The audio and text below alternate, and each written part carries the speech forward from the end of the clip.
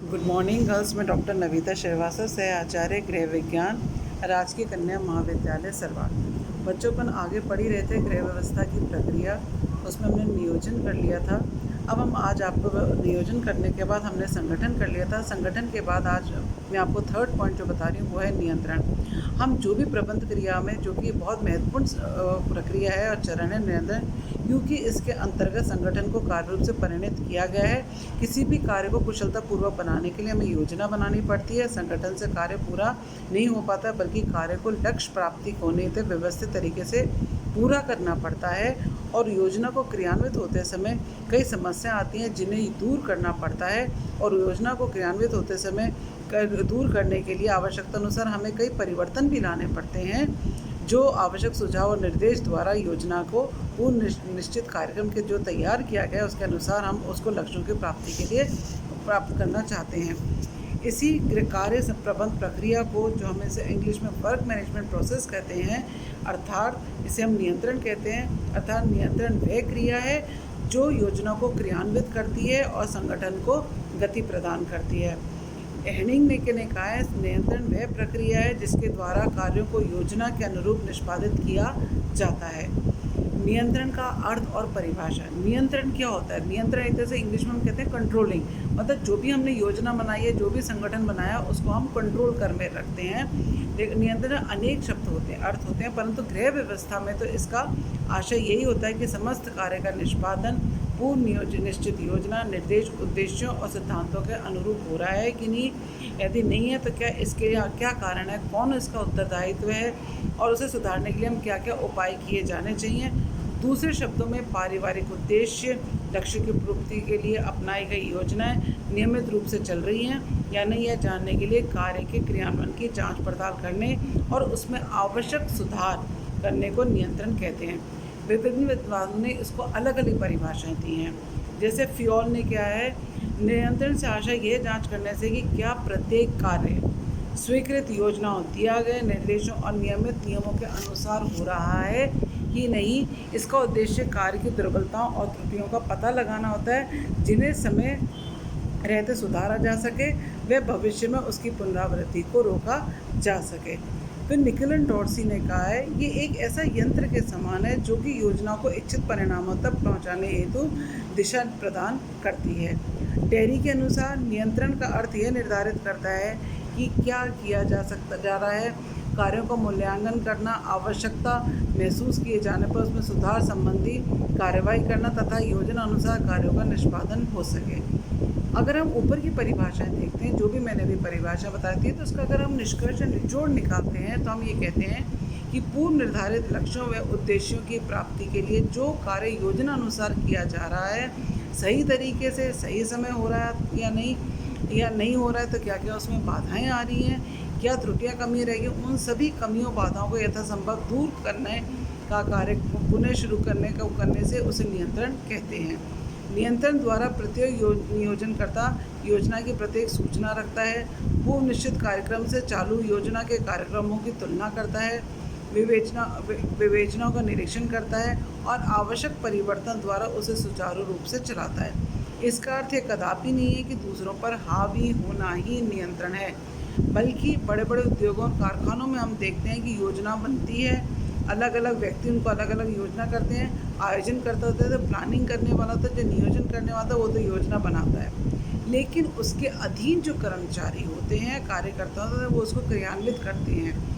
यहाँ आयोजनकर्ता को ये देखना पड़ता है कि कार्य योजना अनुसार हो रहा है या नहीं, वह उसका निरीक्षण करता है। परंतु हम घरों में देखते हैं कि गृहिणी जो होती है वो योजनाकर्ता भी होती है, कार्यकर्ता भी होती है, क्योंकि वही योजना बनाती है, वही क्या कहते हैं नियोजन कार्यकर्ता होती है। अब जैसे सपोज़ करो, जैसे मेरे को शाम के खाने दोपहर के खाने के लिए मैंने पनीर की सब्ज़ी प्लान करी, लेकिन अब मैंने ये देखा कि पालक पनीर बनाने, दही बड़े बनाने, अब मैं ये देख रही हूँ कि मेरे पास तो ये सामान है ही नहीं। इसकी जगह अब मैं क्या करूँगी, अब मैं रेसिपी चेंज कर दूँगी, मैं पालक पनीर ना बना के क्या कहते हैं पालक आलू बना लूँगी। तो इसके मतलब ये हुआ, दही बड़े बनाते दाल पिसी नहीं हुई है, दही जमा नहीं होना, तो योजना में मामूली सा हेर फेर करके परिवर्तन कर दूँगी, और इसमें किसी को कोई हानि भी नहीं होती है। और ये घरेलू स्तर पर तो नियंत्रण का उतना महत्व नहीं है जितना कि योजना में परिवर्तन का कार्य समय पूरा करना नियंत्रण के अंतर्गत होता है। कामकाजी महिला जो होती है, वर्किंग वूमेन जो होती है, उसकी ज़िंदगी में तो प्रक्रिया चाहे अनचाहे रोज़ होती रहती हैं, क्योंकि उसको अपनी नौकरी पे, कार्यस्थल पे और अपने घर दोनों में ही उत्तरदायित्व को निभाना पड़ता है और फिर घर के सारे काम निपटाने पड़ते हैं। इनमें से महत्वपूर्ण जो होते हैं उसे निपटारा वो पहले करती है और बाद में कम महत्वपूर्ण कार्यों को करती है। घरों में नियंत्रण की प्रक्रिया को सरलता से अनुभव नहीं किया जा सकता है। हाँ, ये सोच समझ बनाई हुई योजना में कम से कम परिवर्तन तो हम कर लेते हैं। अब नियंत्रण की विशेषताएं। नियंत्रण की क्या विशेषता, हम क्यों कंट्रोल करते हैं? सबसे पहले नियंत्रण एक प्रबंधकीय कार्य है। वर्तमान कार्य पूर्व निर्धारित योजना अनुसार चल रहा है कि नहीं, तो एक प्रबंधकीय कार्य है। नियंत्रण एक सतत चलने वाली प्रक्रिया है। व्यक्ति जीवन पर्यंत लक्ष्यों की प्राप्ति हेतु योजनाएं बनाता है, वैसे क्रियान्वित करता है। यदि क्रियान्वयन में कहीं किसी कारणवश बाधाएं आती हैं तथा उसे सुधारा जाता है तथा कार्य पुनः प्रारंभ किया जाता है। इस दृष्टि से नियंत्रण निरंतर चलने वाली एक प्रक्रिया है। फिर नियंत्रण तथ्यों पर आधारित होता है। नियंत्रण व्यक्तिगत मान्यताओं एवं भावनाओं पर आधारित न होकर तथ्यों पर आधारित होता है। नियंत्रण एक संपूर्ण पद्धति है। इसके द्वारा योजनाओं को क्रियान्वित करना, उन्हें कुशलतापूर्वक संपन्न करना एवं साधनों को संरक्षित करने में सहायता मिलती है। नियंत्रण हस्तक्षेप से भिन्न, हम ये नहीं कहते इसमें हस्तक्षेप है, बल्कि ये कार्य की गति में जो बाधा आ रही होती हैं और जो वह उनका मार्गदर्शन करता है और इसके द्वारा कार्य करने वाली बाधाएं जो होती हैं उनको दूर करता है, त्रुटियों को ज्ञात करता है और आवश्यक सुधार करता है। नियंत्रण सकारात्मक एवं नकारात्मक दोनों होते हैं। समय और परिस्थिति के अनुसार योजना में परिवर्तन की संभावना रहती है ताकि लक्ष्य प्राप्ति विचलित नहीं हो पाए। फिर यह प्रबंध के सभी स्तरों पर लागू होता है। नियंत्रण नियोजन पर आधारित है। नियोजन के अभाव में नियंत्रण का कोई अस्तित्व नहीं होता। नियोजन द्वारा भावी क्रियाओं, उनके प्रभावों को निर्धारित किया जाता है, जबकि नियंत्रण का कार्य यह देखना होता है कि कार्य उन निर्धारित क्रियाओं एवं प्रभावों के अनुरूप हो रहा है या नहीं। फिर नियंत्रण का क्षेत्र व्यापक है। नियंत्रण का क्षेत्र व्यापक है क्योंकि नियंत्रण न केवल मानवीय क्रियाओं पर किया जाता है, अपितु सामग्री, यंत्र, पूंजी, उत्पादन, क्रय विक्रय आदि सभी पर किया जाता है। फिर है नियंत्रण के चरण। नियंत्रण के मुख्य 3 चरण होते हैं। पहला है क्रियान्वयन को शक्ति प्रदान करना। सेकंड है जांच निरीक्षण करना। तीसरा है समायोजित करना। क्रियान्वयन को शक्ति प्रदान करना। क्रियान्वयन को शक्ति प्रदान कैसे करते हैं? योजना बनाने के बाद उन्हें क्रियान्वित करते हैं तो निरंतरता एवं गतिमान बनाने के लिए नियंत्रण का एक महत्वपूर्ण कदम होता है। यह सच है कि व्यक्ति को योजनाओं को प्रारंभ करके तदनुकूल कार्य करने की योग्यता में भिन्नता पाई जाती है। जिस लक्ष्य की प्राप्ति हेतु वह व्यक्ति कार्य करता है, उस लक्ष्य की प्राप्ति में व्यक्ति, परिस्थिति, समय का संबल एवं निर्बल पक्ष की अमूल्य भूमिका होती है। यदि व्यक्ति का कार्य अनुचित ढंग से हो रहा है, सोच समझ में कमी है, आत्मबल में, आत्मविश्वास में कमी है, तब तो सफलता कभी भी उसको नहीं मिल सकती है। इसलिए योजना को सफल बनाने के लिए कार्यकर्ता, कर्मचारी, परिवार के सदस्यों को प्रेरणा दी जानी चाहिए, उन्हें प्रोत्साहित किया जाना, उत्साह, लगन और कर्तव्य निष्ठा की भावना पैदा करनी चाहिए और उससे कार्यानुसार योजनानुसार सर्वोत्तम ढंग से हो सकेगा। हम कोई भी उदाहरण देखें, अगर हम छोटे बच्चे का उदाहरण देख लें, अगर वो पढ़ता नहीं है, अगर हम उसको पढ़ने के लिए कुछ लालच देते हैं तो वह उस लालच के कारण वह पढ़ने लग जाएगा और वो पाठ्यक्रम को याद कर लेगा। और ये केवल बालक पे ही नहीं है, ये बड़ों पे भी है कि बड़ों को भी अगर लालच दिया जाता है तो वह सदस्य उस काम को करने लग जाता है और इससे सदस्यों को सुख, संतोष और आनंद मिलता, परस्पर प्रेम की भावना बनी रहती है। जांच करना। नियंत्रण का दूसरा महत्वपूर्ण कदम जांच करना है। कार्य योजना अनुसार हो, इसके लिए प्रगति का निरीक्षण करना जरूरी है ताकि सारे काम समय से पूरे हो जाएं।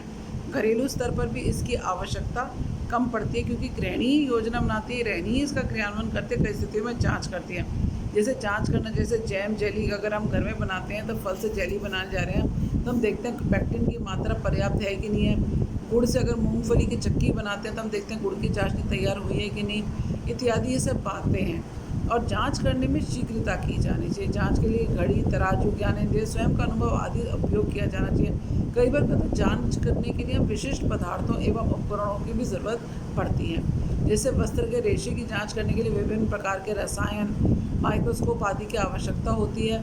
खाद्य वस्तु में मिलावट हो जाने के लिए भी कई तरह के रसायन की आवश्यकता थी जो कि हम घरेलू स्तर पर कर सकते हैं और औद्योगिक स्तर पर भी नियंत्रण के इस कदम का काफ़ी महत्वपूर्ण स्थान है।